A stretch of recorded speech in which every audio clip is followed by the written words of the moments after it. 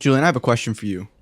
If you were to put 1 million people in and around Times Square, packed, and you had to have them unify on one thing to where there's no fighting, bickering, and everyone's peaceful together, what would that be? Ooh, that's an amazing question. No one's fighting and no one's bickering? Nope, they're stepping on feet and whatnot, but they're all brothers. They get along. Different ethnicities, groups, languages, All over, people colors, from all over the world. races. What could unify them in that such a way? If I could unify them under one thing, I would say forget religion, forget creed, forget all that. Something created us, and it was the same thing. We may not all know the answer, but the same thing created all of us, and let's just accept the fact we're only here for a second, and let's enjoy it while we're here. That's what I would unify us Brother, on. you nailed that. Submission to one creator, bro. Submission to one creator. I know you wanted to talk about Islam a little bit. Do you know much about the actual faith itself or anything? Assume I don't. Assume you don't. Do you know what the word Islam in itself means? Isn't it peace? No. No? It's one of the meanings. It is one of the meanings. Salama, he's correct. It's one of the meanings. But Good. the word exactly. Look up. Are you on Google right now?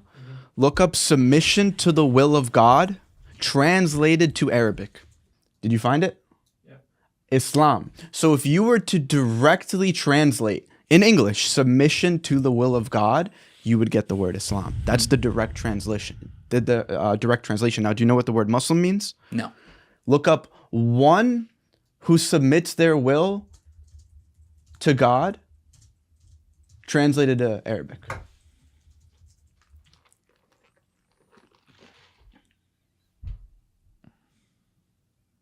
Muslim.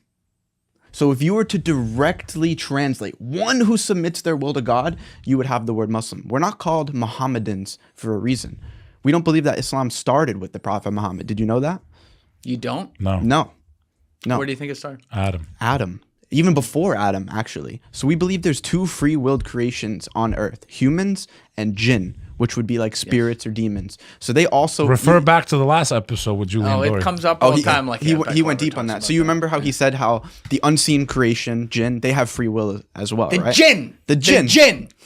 The genie. Beck says. So they were actually on earth first. And then God created Adam, right? So this is why we say all the prophets and messengers of God were Muslim, because they all submitted their will to God. Every single one of them. Abraham wasn't Christian, wasn't Jewish.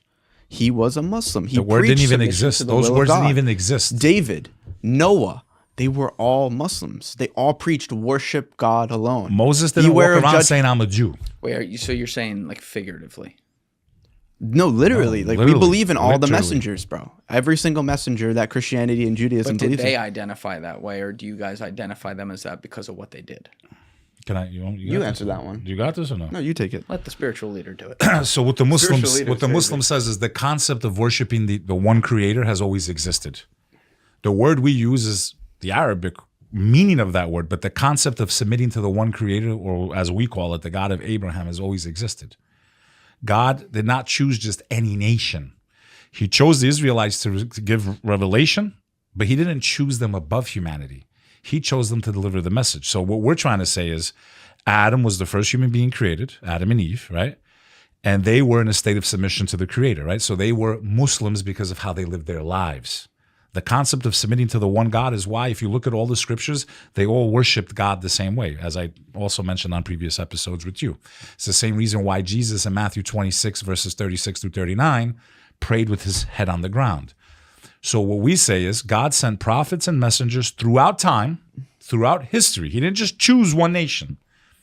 He sent prophets and messengers. Sometimes they were sent just to remind people of the message that came before them. Jesus Christ didn't come to change anything. He came down and lived as what you would call a Jew. That word didn't exist. The word Jew was more from modern history. They were the Israelites. The Israelites were Muslim, meaning they submitted to the God of Abraham. They worshiped the one God. We broke this on Danny Jones. We broke this on you. Viral many times, thanks to both of you, that the word Allah is the cognate of all three religions. Ilah or Elohim, Allah in the Arabic, and Allah in the language of Christ. Christ didn't speak English, bro. Spoke Aramaic. He didn't speak Italian. He spoke Aramaic. He might have spoken some Italian. So one who submits their will, Sonny just showed you one submitting their will to God and the word for God means Muslim, right, in Arabic. If we took the Aramaic, and I want you to do your Shalom Aleik because it's a great bit. Let's do it. You do it. It's like Muslim tag teaming here. So when someone is submitting to Allah, which is what Jesus did, or Elohim, which is what Moses did, they are submitting to the same God. It's the same word.